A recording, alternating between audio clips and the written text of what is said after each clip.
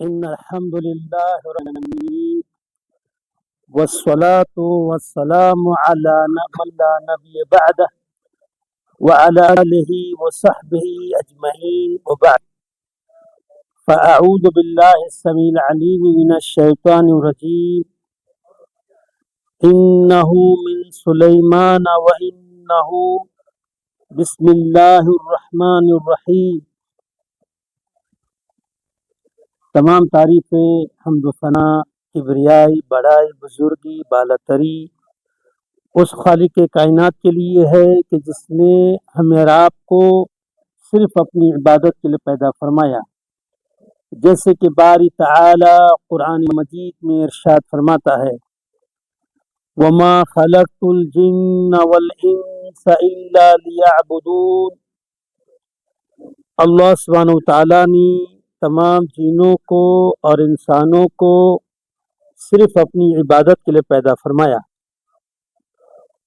اور صبح و شام اہل اسلام اہل ایمان درود و سلام بھیجتے ہیں اس ہستی مقدس پر کہ جس کو اللہ رحمان نے تمام دنیا والوں کے لیے رشد و ہدایت بنا کر مبعوث فرمایا. جیسے کہ باری تعالی قرآن مجید میں ارشاد فرماتا ہے لقد کان لکم فی رسول اللہ اسوۃ حسنہ. میرا نبی میرا رسول آئیڈیل ہے، نمونہ ہے. لمن ہر اس شخص کے لیے کان یرجو اللہ جو اللہ سے ملاقات کرنے کی تمنا آرزو رکھتا ہو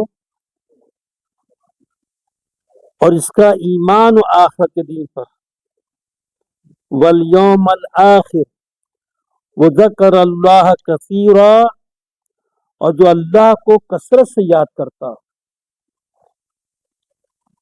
اللہم صلی وسلم علی سیدنا محمد وعلی آلہ وصحبہ اجمعین.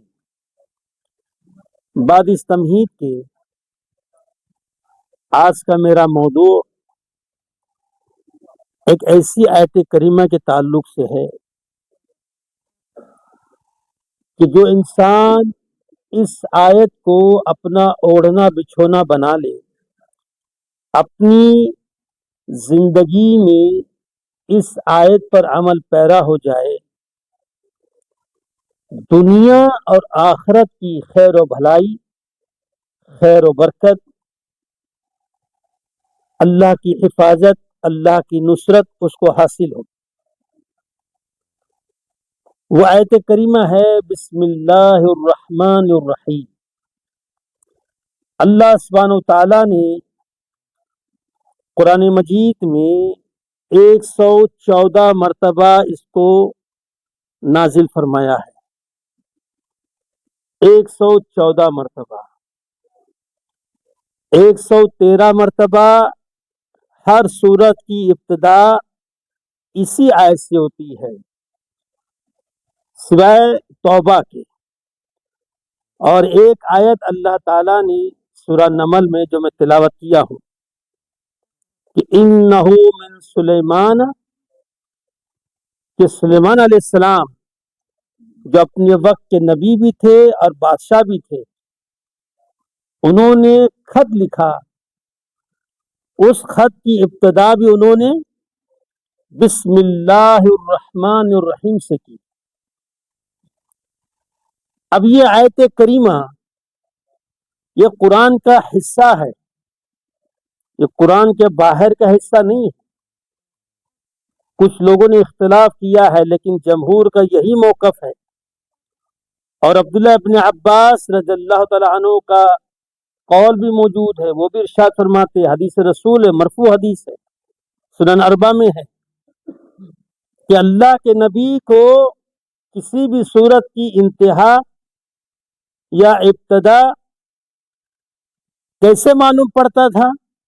اس آیت سے کہ جب اللہ اتارے بسم اللہ الرحمن الرحیم یعنی یہ سورت کی ابتدا ہے اور یہ قرآن کا حصہ ہے، یہ قرآن کی آیت ہے.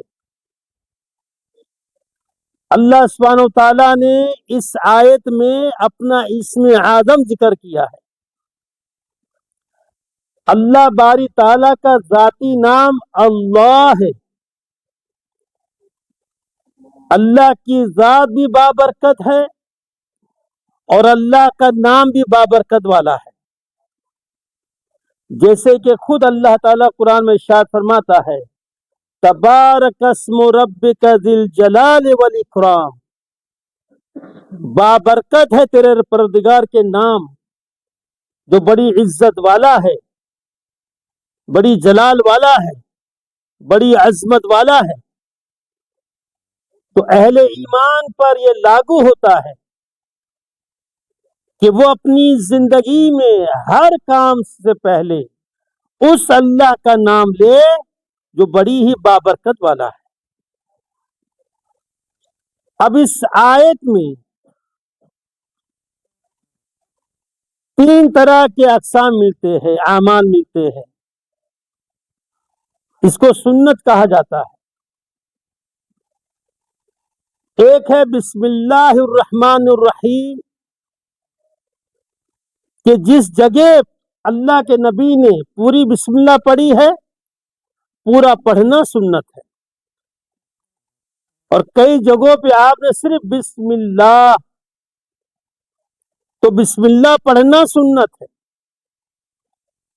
اور کچھ جگہوں پر اللہ کے نبی نے بسم اللہ کے ساتھ اور بھی الفاظ آگے انشاءاللہ بیان ہوگا اور بھی الفاظ ذکر کیے ہیں، تو وہ پڑھنا سنت ہے. کیونکہ دین ہمارا آسمانی ہے، دنیاوی دین نہیں ہے. جس مولوی کے جو منہ میں آیا اس نے سنت بنا لیا، یہ وہ دین نہیں ہے. یہ دین اسلام ہے، دین مبین ہے، دین الحق ہے، جو اللہ کی جانب سے نازل ہوا ہے. تو اللہ ہی دین بتائے گا، اور اللہ کے نبی نے پورا دین ہم کو بتا دیا ہے. تو بسم اللہ الرحمن الرحیم کے 3 طریقے ہیں، وہ میں نے ذکر کر دیا. اب اس آیت کا معنی مفہوم ذرا دیکھیں، اس میں بھی اختلاف ہے. بدعات خرافات لوگوں نے پھیلائے ہیں تاکہ ہر چیز کی ہم اصلاح کر لیں اور ہم وہ عمل کرے جو قیامت کے دن اللہ تعالی قبول کرے. ورنہ ہم ایسے مسلمان ہیں جن کے اعمال انہیں کوئی فائدہ نہیں دے گا. کیوں؟ کہ ان کے اعمال میں نبی کی سنت نہیں ہے، نبی کا طریقہ نہیں ہے. اور اللہ قرآن میں کیا کہا؟ لَقَدْ كَانَ لَكُمْ فِي رَسُولِ اللَّهِ، ہمارے لیے آئیڈیل نمونہ، ہمارے لیے سنت نبی صلی اللہ علیہ وسلم کی ذات ہے، ان کے اعمال ہے، ان کے اقوال ہے.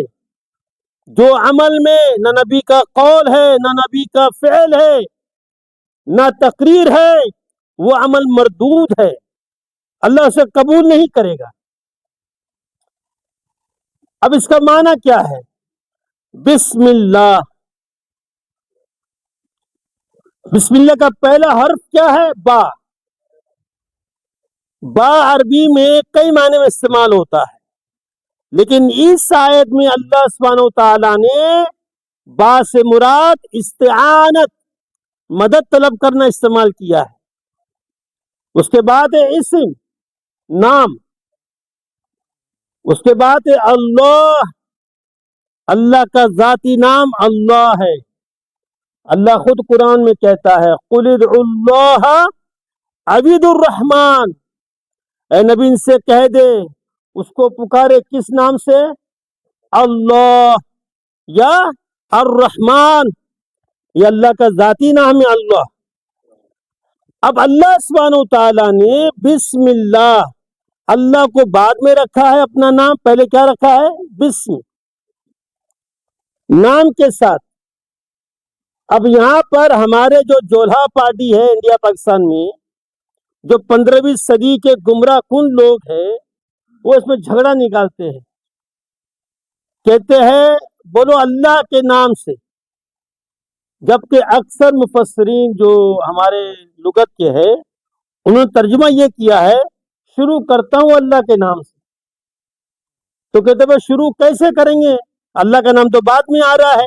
یہ جہالت ہے. عربی دیکھو نا، بسم اللہ اللہ پہلے ہے کہ بعد میں ہے، اللہ کا نام بعد میں ہے. تو یہ جھگڑا انڈیا پاکستان کا، عرب کا نہیں ہے. اگر کہنا بھی ہے تو کہہ دو اللہ کے نام کے ساتھ، کوئی مشکل نہیں ہے. لیکن اس کو جھگڑا نہ بناؤ، صحیح عقیدہ کو غلط ثابت نہ کرو۔ پتہ نہیں کتنے الفاظ استعمال کرتے ہیں، کہتے ہیں ان کو علم نہیں ہے، تمیز نہیں ہے، جاہل ہے، حالانکہ تم خود جاہل ہو۔ اگر تم قرآن پڑھے، بسم اللہ، اللہ بسم نہیں ہے، بسم اللہ، پہلے بسم آیا نا، با سین میم آیا، پھر اللہ آیا، تو یہ جھگڑے ہی نہیں ہے۔ اب اس حروف کو، ان آیت کو ہمارے وہاں کے جوہلا پارٹی کیا کرتی ہے، اس کو ابجد میں استعمال کرتی ہے، نمبروں میں، 786 دیکھے ہوں گے آپ گھروں کی دیواروں میں، خط و کتابت میں، بورڈ وغیرہ میں لکھا ہے 786۔ یہ کیا ہے؟ اس پر ایک واقعہ میں اپنا بتا دوں، میرا اپنا ذاتی واقعہ ہے۔ ایک مولوی صاحب امام مسجد دروازے پہ کھڑے ہیں اور وہاں پہ دیوار پہ بورڈ ہے، بورڈ پہ لکھا ہے 786۔ تو میں نے کہا امام صاحب یہ 786 کی کیا حقیقت ہے، اس کا دین سے کیا تعلق ہے، مجھے بتائیے۔ میں اللہ کی قسم اٹھا کر بولتا ہوں، اس کے الفاظ ہیں۔ وہ کہتا ہے کہ میں بھی اس کو نہیں مانتا۔ تعجب ہے، ہاں تمہاری مسجد، تم مسجد کے امام، تمہارے مسجد کے بورڈ میں 786 لکھا ہوا ہے اور تم کہتے میں نہیں مانتا ہوں۔ میں نے ٹھیک ہے، ابھی جمعہ آ رہا ہے، خطبے میں آپ بتا دیجیے لوگوں کو۔ میں نے کہا مسجد کے سامنے گھر میں دیوار پہ لکھا ہوا ہے 786۔ میں کہا لوگ تو مان رہے ہیں، تم نہیں مانتے ہو نا، اگلے جمعہ کو اعلان کر دو۔ کہا میں نہیں کروں گا۔ اب تو یہ زیادتی ہے، معلوم پڑ رہا جاہل امام ہے، غلط دین پھیلا رہے ہو، کہتے میں نہیں مانتا۔ ان تمام گناہ گاروں کا گناہ اس پر بھی ہے جو اس بات کو لوگوں میں اشاعت کرتے ہیں کہ لکھو 786، یہ بدعات ہے، مردود ہے۔ جو شخص بنا علم کے 786 لکھتا ہے وہ بدعتی ہے، گناہگار ہے، لیکن جو معلوم ہونے کے بعد، علم آ جانے کے بعد کہ بسم اللہ الرحمن الرحیم کا کوئی حصہ، کوئی عدد، کوئی ابجد نہیں ہے، علم ہو جانے کے بعد بھی اس کو نشر کرے تو وہ کافر ہے، اس نے قرآن کی آیت کا انکار کیا ہے۔ ہمارا اسلام جس شکل میں اترا ہے اسی کو قبول کرنا ہے۔ کل قیامت کے دن وہی دن اللہ قبول کرے گا جو آسمان سے نازل ہوا ہے، اور آسمان سے کیا نازل ہوا؟ بسم اللہ الرحمن الرحیم، ایک بار، دو بار، تین بار، 114 بار۔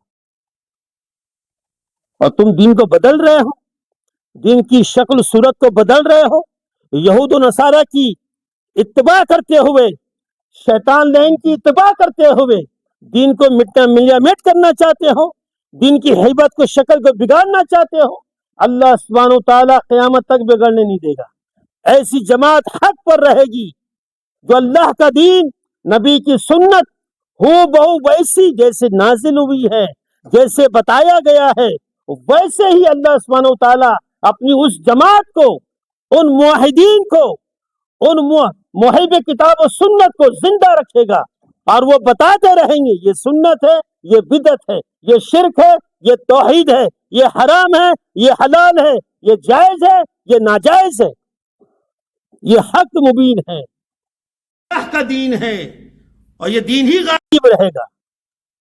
تو بسم اللہ الرحمن الرحیم کے کوئی حصے نہیں ہے، کوئی عدد نہیں ہے، جو استعمال کرتا ہے وہ گناہ گار ہے۔ یاد رکھو، مسند احمد کی صحیح حدیث ہے، بدعت کرنے والے کے تمام اعمال اللہ ضائع کر دے گا، نوافل نہیں، فرائض، اس کے فرضی نماز اللہ اس کے منہ پہ مار دے گا۔ کیوں مار دے گا؟ کیوں تو قرآن نہیں پڑھا؟ لقد کان لکم فی رسول اللہ، ہمارے لیے آئیڈیل صدی کے ملا نہیں ہے، ہمارے لیے نمونہ یہود و نصارہ کی وہ اعمال نہیں ہے جنہوں نے اپنی کتابوں میں وہ اعمال کر کے بتا دیے کہ اللہ ہم ملعون ہیں، ہم تیری کتاب کو نہیں مانتے ہیں۔ آج بھی مسلمان کی کثیر تعداد لفظی نہیں، زبان سے نہیں، اپنے اعمال سے بتاتے ہیں ہم قرآن کو نہیں مانتے، ہم تو مولوی کو مانتے ہیں۔ ہم تو ہمارے امام پیر مرشد کی مانتے ہیں. ہمارے پیر نے بولا 786، گھڑی میں 786، موبائل میں 786. ایسے بیوقوف گدھے ہیں یہاں شرٹ کی پاکٹ میں لکھا 786، گلے میں لٹکایا ہوا ہے 786. یعنی شیطان نے کیا ناچ نچا ہے ان کے اوپر، صحیح اسلام کو چھوڑ دیے. اللہ کی قسم 786 پڑھنے والا نیکی کا مستحق نہیں، گناہ کا مستحق ہے. بسم اللہ الرحمن الرحیم پڑھنے والا نیکی کا مستحق ہے. اب آؤ، یہ آیت کریمہ کس کو فائدہ پہنچائے گا؟ ہر کوئی پڑھتا بھی ہوگا نا، لیکن فائدہ کس کو پہنچائے گا؟ یہ اہم نقطہ ہے. علماء اکرام نے 4 اوصاف بیان کیے، جس کے اندر یہ 4 اوصاف ہے، اس آیت کا اس کو فائدہ پہنچے گا. نمبر 1، اللہ سبحانہ و تعالی کو تمام عبادات میں، تمام اعمال و افعال میں یکتا مانے، واحد مانے. قرآن بھی شاہد ہے، قل هو اللہ احد، کہو وہ اللہ ایک ہے. کس میں ایک ہے؟ تمام عبادات میں اللہ واحد. عبادت ہے تو صرف اللہ، غیر اللہ کی عبادت کرنے والا مشرک ہے، جنت اس پہ حرام ہے، چاہے وہ مسلم ہو یا غیر مسلم ہو. مسلمان کا ٹائٹل لگانے سے کوئی مسلمان نہیں بنتا. مسلمان حقیقی وہ ہے جو اپنے اسلام کو، اپنے ایمان کو، اپنے عقیدے کو قرآن و سنت سے اخذ کرے، نہ کہ اپنے مزاج سے، اپنی عقل سے. عقل پہ چلو گے تو شیطان لعین بن گیا تھا نا، ہم بھی لعین بن جائے گے، لعنتی بن جائے گے. کیوں؟ اللہ نے اس کو حکم دیا کہ آدم کو سجدہ کر، اس نے عقل کو آگے رکھا، اللہ کا حکم نہیں مانا، عقل آگے رکھا. عقل کیا کہہ رہی تھی؟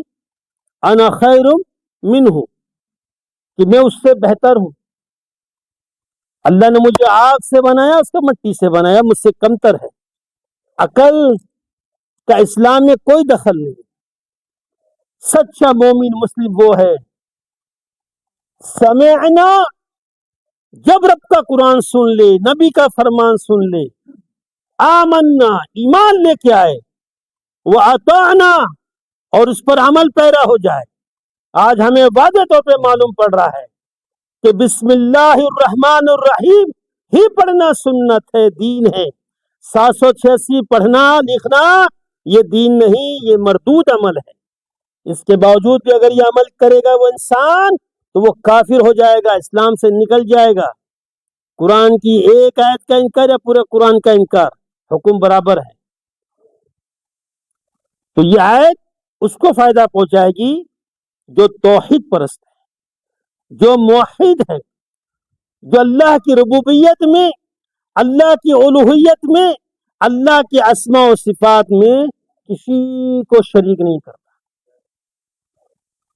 ہر عبادت کی ہر اقسام صرف اللہ کے لیے. خود اللہ بھی قرآن میں کہتا ہے، بھائی قرآن پڑھنے والے ترجمے سے پڑھو. اللہ قرآن میں کہتا ہے، قل، اے نبی کہہ دے، ان صلاتی، بے شک میری نماز، بدنی عبادت، و نسکی، میری قربانی، نظر نیاز، میری مالی عبادت، و محیایا و مماتی، میری پوری زندگی، میری موت کس کے لیے ہے؟ جہانوں کے رب کے لیے ہے. للہ رب العالمین لا شریک لہ، اس کا کوئی شریک بھی نہیں ہے.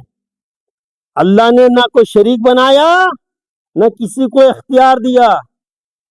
کفار مکہ، مشرکین مکہ یہی کہتے تھے، لات منات عزا یہ معبود نہیں ہے، یہ ہمارے الہ نہیں ہے، یہ تو اللہ کے قریب کرنے والے ہیں، یہ اللہ کے برگزیدہ بندے ہیں، یہ اللہ کے نیکوکار ہے. تو آج کا مسلمان بھی یہی بولتا، جی ذاتی قدرت اللہ کے پاس ہے، اللہ نے ان کو دیا. کہاں سے دیا؟ تمہیں کیسے معلوم پڑا؟ دین تو مکمل ہو گیا. مکمل دین میں اللہ اس کے رسول نے ہمیں خبر نہیں دی. تمہیں خبر کہاں سے آئی؟ تمہیں شیطان نے الگا کیا. تم شیطان کے پجاری ہو, تم اپنے نفس کے پجاری ہو کہ تم نے یہ کہنا شروع کر دیا اللہ نے اختیار کیا غوث کو, دستگیر کو, غریب نواز کو, علی بن ابی طالب کو اللہ نے اختیار دیا, اللہ نے قدرت دیا. یہ جھوٹ ہے. اور اس بات پر میں اعلان کرتا ہوں, جہاں تک میری الفاظ یہ آواز جا رہی ہے, اور جو لوگ یہ عقیدہ بنا کے بیٹھے ہیں کہ اولیاء اللہ جو قبروں میں مدفون ہے اللہ نے ان کو اختیار دیا ہے, یہ ہماری مدد کرتے ہیں, یہ ہمارے مشکل کشا ہے, یہ ہمارے حاجت روا ہے, یہ ہماری بگڑی بنانے والے ہیں, یہ غوث ہے, دستگیر ہے. اور میں قسم اٹھا کر کہتا ہوں تم شیطان سے بڑے جھوٹے بے ایمان ہو. آؤ مجھ سے مباہلہ کرو, مجھ سے مباہلہ کرو. میں کہتا ہوں تم جھوٹ بولتے ہو. اللہ کی تم پہ لعنت ہو جو یہ کہتا ہے کہ اللہ نے اختیار دیا ہے. اللہ نے کسی کو اختیار نہیں دیا. پورا اختیار اللہ کے پاس ہے, دنیا کا بھی اور آخرت کا بھی, زمین کا بھی آسمان کا بھی. ہر چیز کی ملکیت اللہ کی ہے. ہوا مالک الملک, تمام ملکوں کا مالک اللہ ہے, شہنشاہ اکبر ہے. تمام قدرت اللہ نے اپنے پاس رکھا ہے. تو یہ عقیدہ رکھنے والا. دوسرا, نبی کی سنت کو اہمیت دینے والا. ہم میں سے ہر وہ شخص جو نبی کے رہتے ہوئے نبی کا قول فعل موجود ہے احادیث میں, اس کے باوجود وہ اپنے امام کو, وہ اپنے پیر کو, وہ اپنے مرشد کو ترجیح دیتا ہے, اس کو بسم اللہ کا کوئی فائدہ نہیں. مردود آدمی انسان جو نبی کے مقابل کسی غیر نبی کو وہ اختیار دے جو اختیار صرف اللہ نے اپنے نبی کو دیا ہے. اللہ قرآن میں کہے وَمَا آتَاكُمُ الرَّسُولُ فَخُذُوهُ وَمَا نَهَاكُمْ عَنْهُ فَانْتَهُوا وَاتَّقُوا اللَّهَ إِنَّ اللَّهَ شَدِيدُ الْعِقَابِ. اتنی واضح آیت آ جانے کے بعد ہم عقل کے اندھے, ہمیں یہ آیت نہیں ملتی. سورۃ الحشر میں اللہ نے کہا ہے کہ میرا نبی جو دے وہ لو, جو بتائے اس کو سنو, جو کہے اس پہ عمل کرو, جس چیز سے روکے رک جاؤ. واتقوا اللہ, اللہ سے ڈرتے رہو. کیوں؟ ان اللہ شدید العقاب. جو نبی کے مقابل اپنے امام کو کھڑا کرتے ہیں, اپنے مولوی کو کھڑا کرتے ہیں, یہ مردود کل قیامت کے دن اللہ شدید عذاب دے گا. تعجب ہے. کلمہ اللہ رسول کا اور اطاعت مولوی کی. ہاں جی, اور ایسے ایسے ڈھکوسلے دیتے ہیں, ایسی ایسی بیہودہ مثالیں دیتے ہیں جس کی کوئی حد نہیں ہے. اور ہم بیچارے عوام الناس سر جھکا کے جی مولوی صاحب بول رہے ہیں. ارے مولوی ہے, رسول نہیں ہے. رسول جو کہے حق, امت جو کہے حق نہیں. جب تک وہ کتاب و سنت سے دلیل نہ دے, کائنات میں کوئی ہستی نبی کے بعد ایسی نہیں جس کی ہر بات مانی جائے گی. امام مالک کا قول بڑا معروف ہے. امام مالک رحمت اللہ علیہ کہتے ہیں یہ جو صاحب قبر ہے نا محمد رسول اللہ صلی اللہ علیہ وسلم, ان کی ہر بات ماننا ہم پہ فرض ہے. یہ وہ ہستی ہے جس کی ہر بات ماننا فرض ہے, ایمان ہے. اس کے علاوہ کسی کی بات مانی بھی جا سکتی ہے, چھوڑی بھی جا سکتی ہے, کیونکہ وہ امتی ہے, رسول نہیں ہے, رسول کا نائب نہیں ہے. یہ دین مبین, دین اسلام, یہ قرآن کی تعلیم ہمیں یہ بتا رہی ہے کہ ہم اپنی اصلاح کریں, عوام بن کے, جوہلا بن کے مت زندگی گزارے. اتنا علم حاصل کرے. میرے بھائی صحابہ کے دور دیکھے, سب لوگ پڑھے لکھے نہیں تھے. آج تو ماشاءاللہ اکثر پڑھے لکھے ہمارے ان پڑھ تھے بھائی, گدریے تھے, چروائے تھے, کھیتی باڑی مزدور کرنے والے تھے. کئی لوگ کو عربی بھی نہیں آتی تھی لیکن دین سیکھ گئے, دین کے اصول معلوم کر دیے. عبادت ہوگی تو صرف اللہ کی، اطاعت ہوگی تو صرف رسول اللہ، تیسری کوئی ہستی نہیں ہے، سب تابع ہے کتاب و سنت کے۔ اور اسلاف کے تمام ائمہ، ہمارے سر کے تاج، سبوں نے یہی کہا تھا۔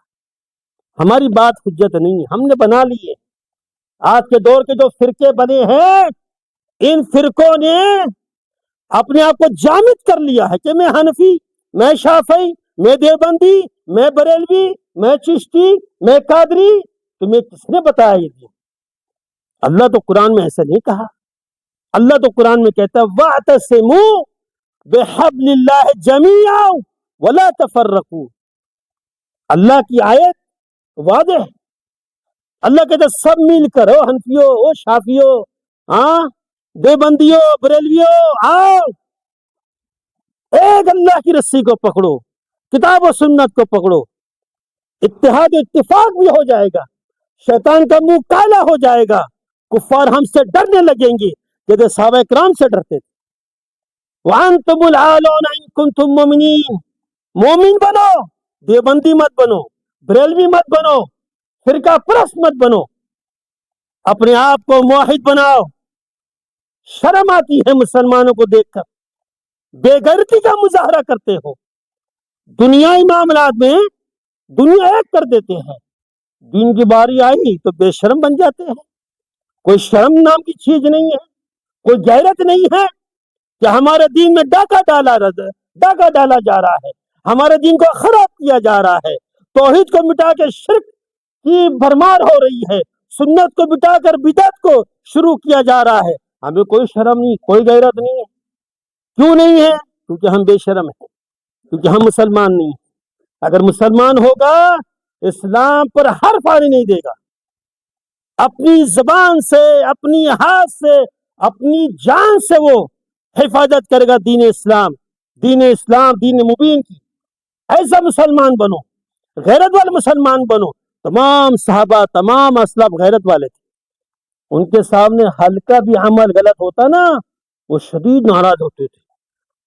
ہمارے روم میں شرک ہو رہا ہے، ہاں ہمیں شرم نہیں آتی، ہمیں غیرت نہیں آتی، ہمارے روم میں ہاں جی بدعات ہو رہے ہیں، شرکیات ہو رہے ہیں، واہیات ہو رہے ہیں، اور ہمیں شرم نہیں آتی۔ اس لیے نہ ہمارے پاس علم ہے، نہ ہم خود صحیح مسلمان ہیں، نہ ہمارا عقیدہ صحیح ہے۔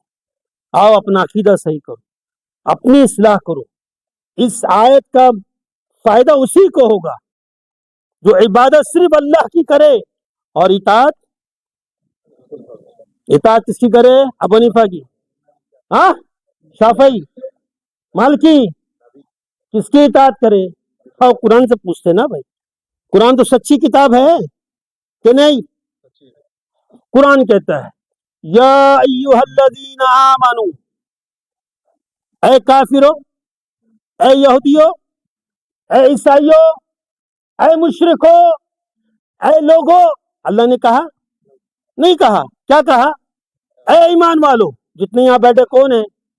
مومن ہے نا بھائی؟ ہاں وہ تو وہ خود ہی جانتا ہے کتنا مومن ہے، ہم تو مومن ہی کہیں گے نا بھائی، سارے مومن بیٹھے ہیں۔ اللہ ہم سب سے کہہ رہے اے ایمان والو اطیعوا اللہ، اطاعت کرو، کس کی؟ اللہ۔ اللہ کدھر ہے؟ ہاں اللہ اپنے عرش محلہ پر، اپنی کرسی پر مستوی، جیسے اس کے شان کے لائق۔ الرحمن علی العرش استوى، قرآن میں کئی دفعہ اللہ نے ذکر کیا ہے کہ رحمان اللہ عرش پر مستوی ہے، جیسے اس کے شان کے لائق۔ وَأَطِيعُوا الرَّسُولَ، اور رسول کی اتباع کرو۔ کون ہے رسول؟ آدم علیہ السلام، نوح علیہ السلام۔ بولو بھائی، کیا وہ رسول نہیں ہے؟ موسیٰ علیہ السلام رسول نہیں ہے نا؟ لیکن یہاں پہ کون ہے مراد؟ محمد رسول اللہ صلی اللہ علیہ وسلم، جن کی قبر مبارک کہاں ہے؟ مدینہ منورہ۔ تو اللہ نے کہا اے ایمان والو، اللہ کی اطاعت کرو، اس کے قرآن کی اطاعت کرو۔ اس کے رسول کی اطاعت کرو، نبی کی احادیث سنت کی اطاعت کرو، نہیں تو کیا ہوگا؟ وَلَا تُبْتِلُوا أَعْمَالَكُمْ، تمہارے اعمال ضائع باطل ہو جائیں گے، تمہیں پتہ بھی نہیں چلے گا۔ آج بے شمار مسلمان کے اعمال ضائع باطل ہو چکے ہیں۔ جنہوں نے اللہ کو چھوڑ کر غیروں کو سجدہ کیا ہے وہ مشرک ہے، جنہوں نے رسول کو چھوڑ کر اماموں کی اتباع کی، اور نالے کو نے یہاں تک کہہ دیا ہے ہدایہ میں کہ امام ابو حنیفہ کی بات کو رد کرنے والے پر ریت کے ذرات کے برابر لعنت ہو، اللہ کی لعنت اس پر ہو جس نے یہ الفاظ کہا ہے۔ یہ حق اللہ نے کسی امتی کو نہیں دیا، یہ حق ابو حنیفہ کا نہیں ہے، وہ تو اپنے وقت کے امام تھے، چلے گئے، اللہ ان پر رحم کرے۔ ہم مجرمین ہیں، ان کا نام لے کے، ہاں جی، ان کی آل لے کے شرک و بدعت کو فروغ کر رہے ہیں۔ اللہ ہمیں توفیق عطا فرمائے۔ اب یہ آیت کس کو فائدہ پہنچائے گی میں نے بتا دیا۔ اب کیسے عمل کرنا ہے، درس لمبا ہو جائے گا، مختصر کر رہا ہوں۔ اللہ کے نبی نے کہا صلی اللہ علیہ وسلم نے کہ جب کوئی کام کرو تو اللہ کا نام لو، کیونکہ اللہ کا نام بڑی بابرکت والا ہے، خیر و بھلائی والا ہے۔ آج ہمارے معاشرے میں بہت مسلمان رو رہے ہیں، پریشان ہیں، کھانے میں برکت نہیں، مال میں برکت نہیں، زندگی میں برکت نہیں، گھر میں برکت نہیں، کسی میں برکت نہیں۔ وجہ کیا ہے؟ وجہ یہ ہے کہ اللہ کا نام چھوڑ دیا۔ ہر کام میں بولو بسم اللہ۔ کئی لوگ شکایت کرتے ہیں شیخ کھانا کھاتا ہوں لگتا نہیں ہے، کہاں سے لگے گا؟ شیطان تیرے ساتھ میں ہے۔ اللہ کے نبی نے فرمایا صلی اللہ علیہ وسلم نے جب تم کھانا کھاؤ تو بسم اللہ کہو۔ کیوں؟ جب تم بسم اللہ نہیں کہو گے تو شیطان شریک ہوگا تمہارے کھانے میں، اور جہاں شیطان شریک ہو وہاں اللہ کی برکت نہیں آتی، وہاں بے برکتی ہوتی ہے۔ تو دھیان سے، بہت سے لوگ یہ فون ہاتھ میں، یہ نیوالا منہ، کوئی فلم دیکھ رہا، کوئی نیوز دیکھ رہا، کوئی کرکٹ دیکھ رہا، بیوقوف لوگ۔ کھانا کھاتے وقت اللہ کو یاد کرو، شیطان کو مت یاد کرو، تم اللہ کا نام لو، بسم اللہ، کھانا کھاؤ، اللہ اس میں برکت دے گا۔ کپڑا پہنتے ہو کہو بسم اللہ۔ آج کئی لوگ کہتے جی نظر لگ گئی، کس سے لگی معلوم نہیں، شیطان کی بھی لگتی ہے۔ اللہ کے نبی نے کہا صلی اللہ علیہ وسلم نے جب تم کپڑا بدلی کرو، کپڑا اتارو تو کہو بسم اللہ، اس لیے کہ تمہارا بسم اللہ کہنے سے شیطان اور تمہارے درمیان بسم اللہ پردہ بن جاتا ہے۔ کون بتا رہا ہے؟ ابو حنیفہ نہیں بتا رہے، امام شافعی نہیں بتا رہے، امام احمد بن حنبل نہیں بتا رہے، یہ ہے بتا رہے محمد رسول اللہ صلی اللہ علیہ وسلم، جو ما ینطق عن الہوی، جو اپنی مرضی سے نہیں بولتے، یہ جب بولتے ہیں نا وہیں سے بولتے ہیں۔ اللہ نے کہا بول میرے بندوں کو کہ شیطان سے بچنا ہے، اس کی آنکھوں سے بچنا ہے، کہو بسم اللہ۔ جب گھر میں داخل ہوتے ہو کہو بسم اللہ، جب حمام میں داخل ہوتے ہو کہو بسم اللہ، اپنے ہر نیک عمل، جائز عمل میں کہو بسم اللہ، بولا خیر و برکت ملے گی، بے انتہا برکت ملے گی۔ تجربہ کر کے دیکھ لو، حالانکہ ہمارا ایمان ہے، نبی کی سنت پر ایمان ہے، نبی کے قول پہ ایمان ہے، تم تجربہ کر کے دیکھو۔ ہر عمل کرنے سے پہلے بسم اللہ کہو۔ کچھ دعائیں ہیں بسم اللہ کے ساتھ، کچھ الفاظ ہیں وہ پڑھو۔ آج بہت سے مسلمان صبح خیر میں رہتے ہیں، شام میں شر میں آ جاتے ہیں، پریشان ہو جاتے ہیں، حادثے کا شکار ہو جاتے ہیں۔ لیکن ہمیں چاہیے ہم نبی کی سنت پر عمل کریں، نبی کی احادیث پر عمل کریں، بسم اللہ کو اپنی زندگی کا حصہ بنائیں۔ ہر عمل کرنے سے پہلے بسم اللہ پڑھو، اس کی اتنی فضیلت ہے، اتنا مقام ہے۔ دو حدیث بیان کر کے بات ختم کرتا ہوں۔ ایک حدیث سنن میں موجود ہے، طلحہ بن عبید اللہ، یہ صاحب رسول جنگ احد میں کفار سے لڑتے لڑتے ان کی انگلیاں کٹ گئی، تو ہم بھی تو کہتے ہیں نا اف تو انہوں نے یہ الفاظ کہے، تو اللہ کے نبی نے کہا طلحہ اس کی بجائے اگر بسم اللہ کہہ دیتا تجھے فرشتے اٹھا لیتے اور پورا احد والے دیکھتے، کتنی بڑی فضیلت ہے۔ ایک دوسری حدیث میں آتا ہے اسامہ بن عمیر رضی اللہ تعالی عنہ نبی کے ہمراہ اونٹ پر سفر کر رہے، تو اونٹ کو ٹھوکر لگی، تو اسامہ نے کہا تعیش الشیطان، شیطان ہلاکت ہو جائے۔ تو نبی نے کہا مت بولے ایسا، تیرے یہ بولنے سے شیطان متکبر ہو گیا، گھر کے مانند پھول گیا، او ہو لوگ جانتے ہیں میرے کو اتنا بڑا طاقتور ہوں۔ اگر اس کی بجائے تو کہے بسم اللہ تو وہ ذلیل و خوار ہو کر مکھی کے مانند چھوٹا ہو جائے گا۔ تو یہ اللہ کے نبی کی تعلیم ہے ہمارے لیے، ہر حالت میں ہر عمل میں شروع کرنے سے پہلے بسم اللہ ضرور کہنا چاہیے۔ اللہ تعالیٰ سے دعا ہے کہ اللہ رب العزت ہمیں صحیح معنوں پر کتاب و سنت کو پڑھنے کی اور اس کے مطابق عمل کرنے کی توفیق عطا فرمائے۔ اقول قولی ھذا واستغفر اللہ۔